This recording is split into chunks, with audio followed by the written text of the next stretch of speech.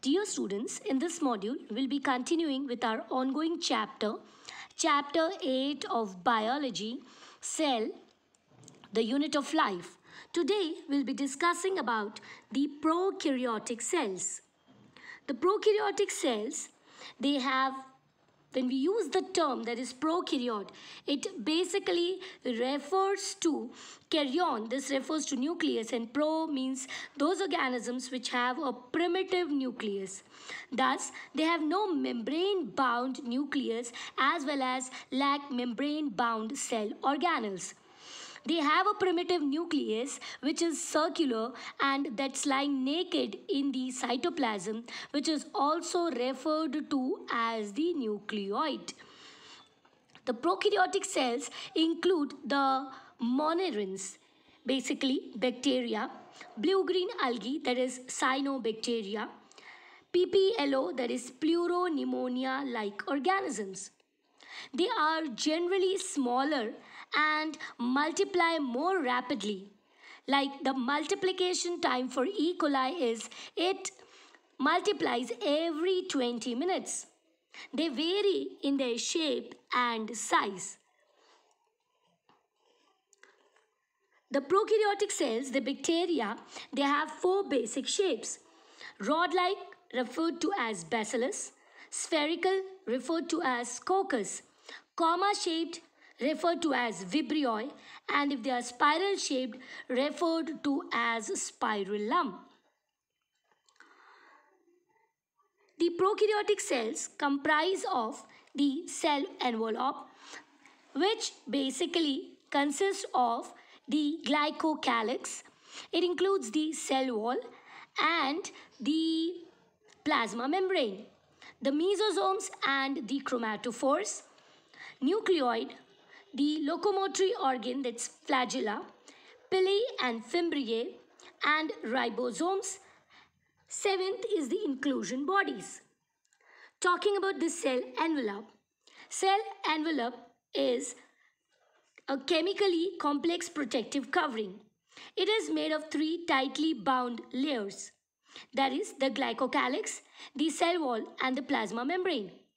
The glycocalyx, it could be either a slimy layer or else it could be very thick and tough, and then it is referred to as the capsule. Cell wall, in case of bacterial cell, it is made up of peptidoglycan, that is a combination of proteins and carbohydrates. Inner to it, in green color, can be seen the plasma membrane. Glycocalyx is the outer wall. Its composition and thickness may vary.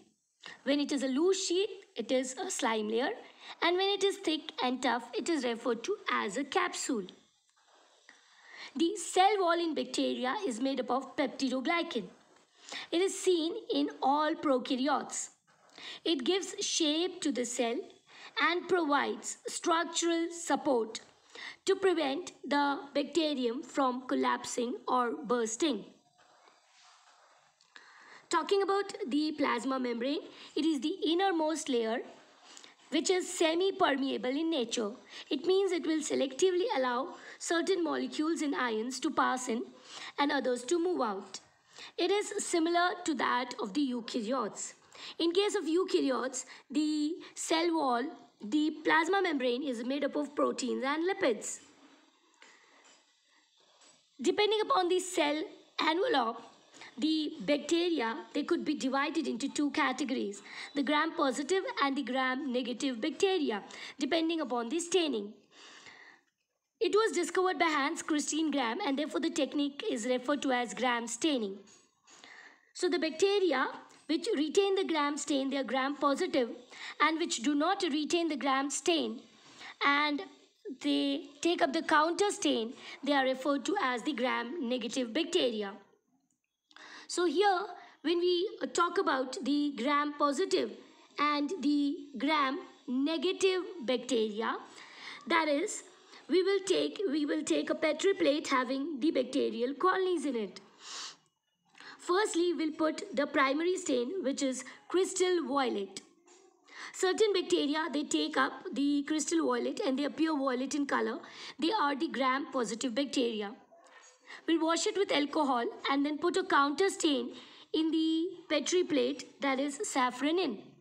Some bacteria, because of washing with alcohol, will leave the primary stain and take up the counter stain.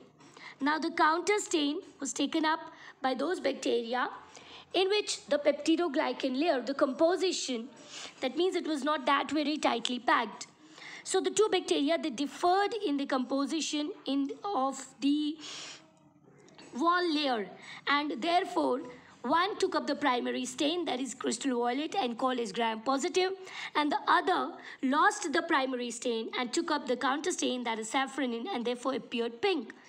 One example of gram negative bacteria is E. coli, and a gram positive bacteria, Staphylococcus aureus.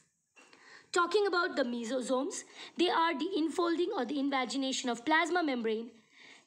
They include the vesicles, tubules, and the lamellae.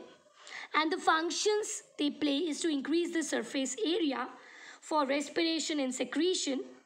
They help in the process of DNA replication, in cell wall formation. They help to increase the surface area for even the enzymatic activity.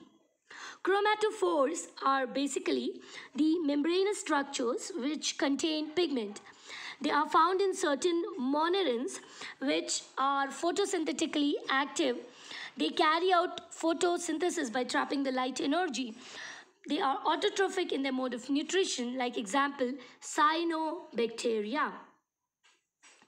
Talking about the nucleoid, that's the genetic material which is present in the prokaryotic cell. It is lying naked in the cytoplasm. It is circular DNA but has got loops and held together by proteins.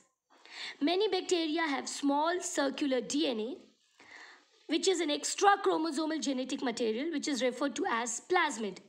It confers some specific characteristics to the bacterial cell, like giving resistance to antibiotics. So in this module, we had discussed about the prokaryotic, some cell inclusions and some cell organelles, components of the prokaryotic cell. Hopefully, you must have understood the concepts thoroughly. Thank you.